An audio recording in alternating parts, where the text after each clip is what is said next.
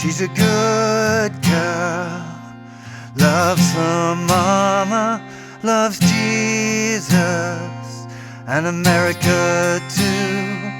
She's a good girl, crazy about Elvis, loves horses and a boyfriend too.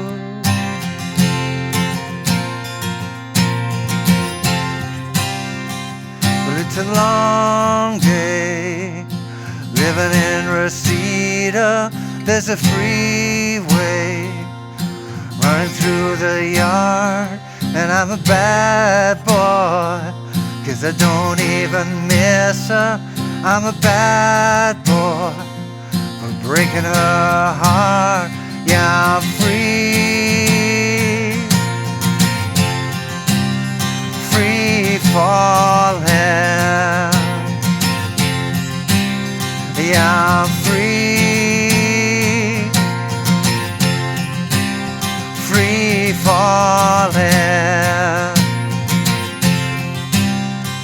And all the vampires walking through the valley move west down Ventura Boulevard, and all the bad boys are standing in the shadows, and the good girls are home with broken hearts. Yeah, I'm free, free falling. Yeah, I'm free, free falling.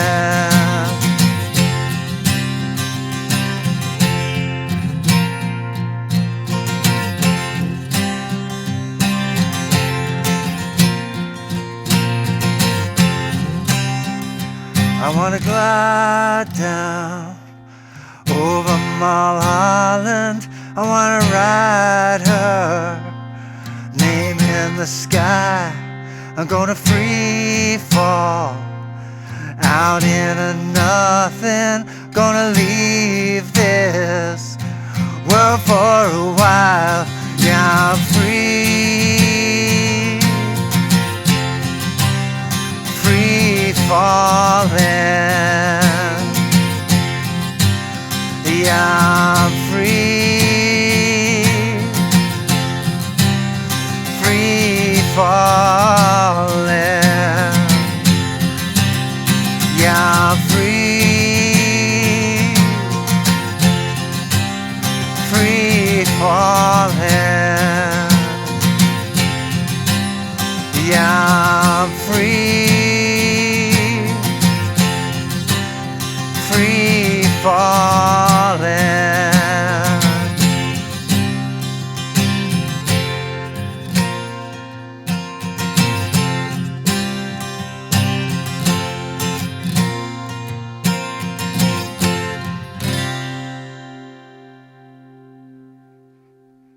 Hey, how you doing? Justin here. Today we are checking out Free Fallin' by Tom Petty, one of the all-time greatest pop songs ever, and a fantastic song to play on guitar. Even better if you've got a friend to play along with, because actually one of the tricks with this song is it's two guitar parts that are played at the same time, one with the capo at the 3rd fret, one with the capo at the 1st fret. They sound great on their own, but together is where the real magic happens. Now, I think the best version to play if you're playing on your own is the one with the capo at the 3rd fret, based around a D chord. Really brings out the kind of melody there. So I'm going to show you that one first of all, but I'm also going to show you the one with the capo at the 1st fret, which uses an E major chord, an A sus2 chord, and a B power chord with open strings, but it really is the blend. Being that the chords are the same right the way through the whole song, the rhythm is really, really important. You want to learn how to play it real simple and then how to add in some extra strums at the same time. If you're playing it with someone else, you really want to work on getting your strumming synchronized. It doesn't have to be like exact. The fact that it's kind of wobbles slightly, I think, gives it some of the character. That said, when you're like, if I was doing this for a record, I'd be spending a lot of time really focusing on getting the just the right amount of playing it exactly together and slightly off as well. The original recording is beautifully done. That is some stellar guitar work. It is actually a lot harder than you'd think it'd be to play the same thing at the same time as another guitar player, but that's another story to be told another time. Let's get to a close-up. Check out Guitar 1.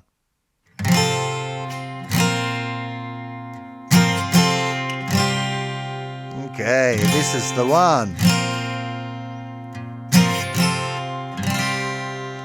So we're starting off regular old D chord.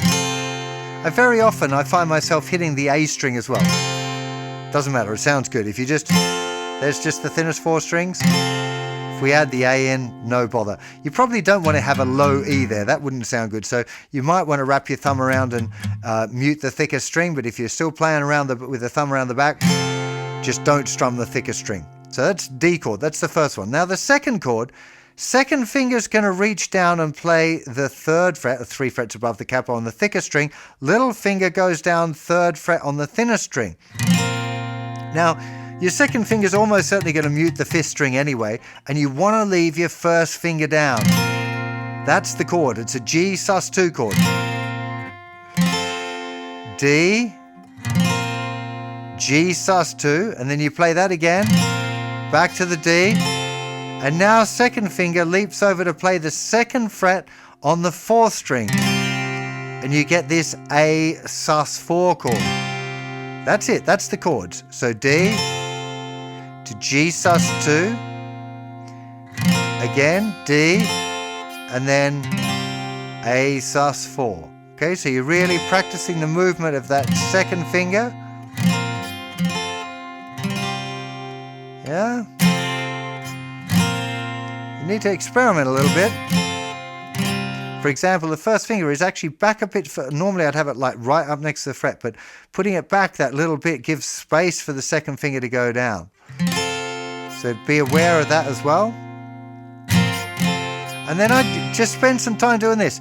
I'd start with all down strums, because that's what you're actually going to use anyway. I'm going to start talking about why it's useful to keep your hand moving as well, but you can, as long as you get the rhythm right. So what is the rhythm? Actually, let's talk about that. So we've got 1, 2, and 3, 4. 1 and 2 and 3, 4. 1, 2, and 3, 4. 1 and 2 and 3, 4. Really important that you get that rhythm right. 4.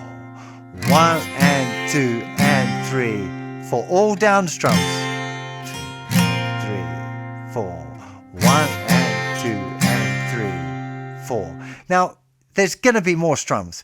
And what we're using here is 16th note strumming, which means we strum down, a down motion with the hand on the counts, 1, 2, 3, and 4, and the ands. So let's add some extra strums in now and really bring out the groove. So we're starting with a D, we're going to go 1 E and a 2 and. Let's just get that right first. So it's going down, down, up, down, down, changing to the G. 1 E and a 2 and 3 E and 4 and up. Okay, then we've got, after that G, which is happening on a down, we're going to have up, down, down, down, up. But let me give you the count, because that's really the key. So 1 E and a 2 and 3 E and 4 and up. Again, 1 E and a 2 and 3 E and 4 and up. Okay, really, really important that you keep the hand moving. You think about the count. 1 E and a 2 and 3 E and 4 E and a 1 E and a 2 and 3 E and 4 E and a. So you can see that the hand moves simply like that. Let's do this muting thing together a few times around, because it's really, really the key thing there. Second bar's kind of similar, so worth working on this pattern.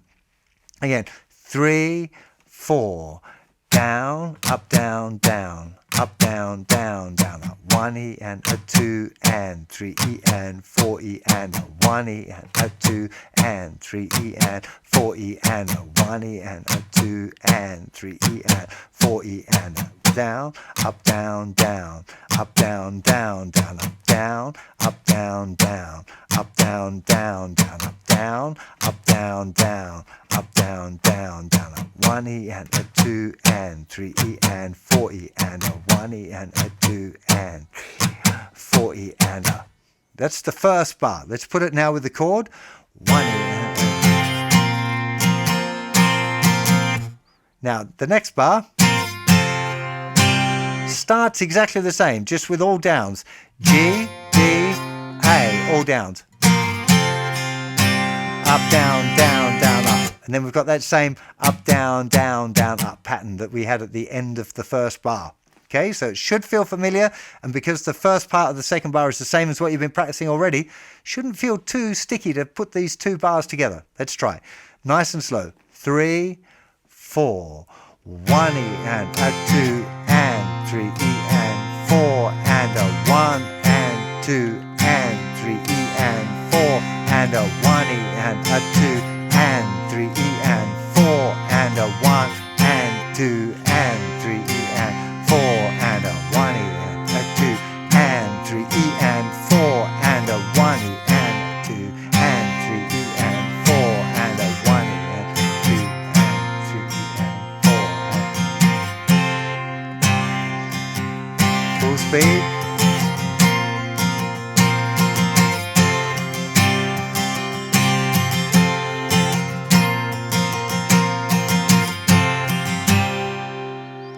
Now what you're going to notice is once I go up to full speed, other strums start appearing, and that is absolutely fine. So long as you're targeting these accents, you're going to find some extra strums coming out. Some might get missed out. So long as you keep your hand moving consistently, it's going to be okay. Right? So the consistency of the hand motion is the thing that's going to make extra strums sound okay, because they'll still be in time. Right? So you might deliberately be for example, in the intro, instead of just going really strict, you might add in like a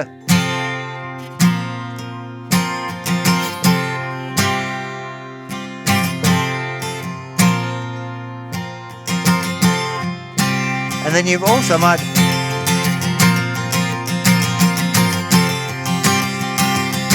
that's all of them.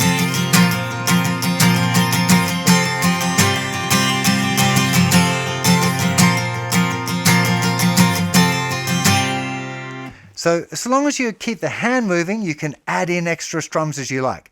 So the key thing, really the most important thing of all of these things, is to make sure that you do different strumming patterns in the verses and the choruses. Probably very sparse in the verses and busier in the choruses. Because if you do the same strumming pattern all of the way through, it just gets really boring. So don't do it. Right? Really focus on keeping it nice and simple and sparse in the verses, and then start to build it up so everyone wants to sing along in the chorus. Really important part of bringing a song like this, making it musical, because it's the same chords all of the way through. You've got to explore the rhythm and keep that tight. So let's move the capo down. So capo down now at the first fret. Sometimes you need to tweak your tuning there. It seems like I've got away with it on this occasion, but the chords we need now are E and A sus2. So you're just moving the second and third fingers down. Then you're going to play that, back to E, and then you're going to play a B power chord. So muting the thicker string, second fret. I know it's the third fret, but the capo is on the first fret. So 2 frets above the capo. And that's just a regular power chord shape with third and fourth fingers on the middle 2 strings. And you're going to keep those thinnest 2 strings open, and that match it. The rhythm's the same. 1, 2, and 3, 4. 1 and 2 and 3, 4. 1, 2 and 3, 4. 1 and 2 and 3, 4. And it sits beautifully with the other guitar part, this.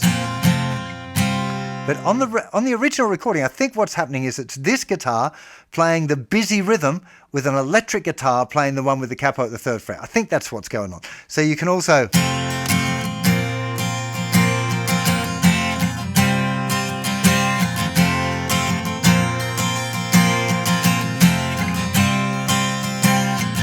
absolutely legit. And if you prefer this part to the other one, you could totally use this as your main part. absolutely cool. If you want to jam this with another guitar player, then of course you need to decide who's playing what part, who's playing capo 1, who's playing capo 3, but you also really want to be sensitive to what they're playing rhythmically, because doing exactly the same rhythm part in two different guitar parts from two different guitar players is very, very difficult. Okay, to really make it sync perfectly. So generally you want to be doing something slightly different, where one person's playing something that's a bit busy, the other person maybe plays something a little bit more chilled, that kind of thing. Just be sensitive to it and listen. Try and listen more to the other person than you are to yourself. That way you kind of got a better hope of keeping yourself in time. Really focus, locking in on the beat as well. That's something that, if both of you are really aware of the rhythm, you got a better chance of it not turning into a train wreck where everyone ends up playing different things and getting out of sync with each other. You definitely don't be wanting that. So just be aware of that. I mean, it's a simple part. That there's E, A sus2, and the B power chord. Jumping to the B power chords, maybe slightly tricky, maybe. There is one other part, actually, which I'll mention to you, which is it's kind of electric guitar on the original recording. It's doing this, I'm going to call it E. I know it's an F because of the capo, but do E.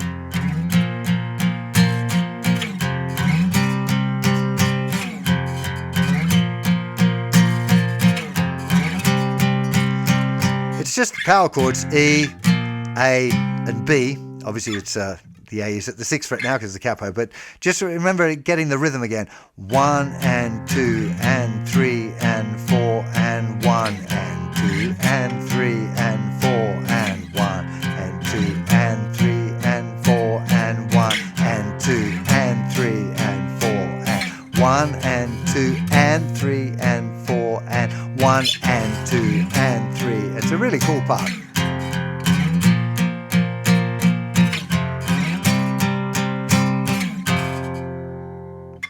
So that's the kind of thing, again, if you're jamming with somebody else, there might be a section where the first guitar part, the one playing with the capo third, drops out for a whole verse and just lets the power chordy part take over. So you can't jump to the power chordy part from the one with the capo at the 3rd fret because you can't get down to that to the low E. It's an F, but with a capo. It's so confusing sometimes, capos, aren't they? Anyway, hopefully you're getting my vibe. It's such a wonderful song to play. Really great for the rhythm. Play along with the original recording as much as you can. Soak up the groove and the time feel a bit as well, because these kind of songs, a lot of the groove is about kind of relaxing into it, right? So once you've learned it technically and you can do it, really focus on trying to play along with the record and trying to be as relaxed as you possibly can. Right, relax into the groove, falling a bit behind the beat a little bit, right? You don't want to rush. When you get all Russian, it doesn't sound good, right? So laying back a little bit usually sounds okay. When you rush forward, it tends to not sound so cool. So try and be aware of that, and you'll get that behind the beat kind of feeling by just trying to relax into it as much as you possibly can. Really hope you enjoy this tune. I'll see you for plenty more very soon. You take care of yourselves. Bye-bye.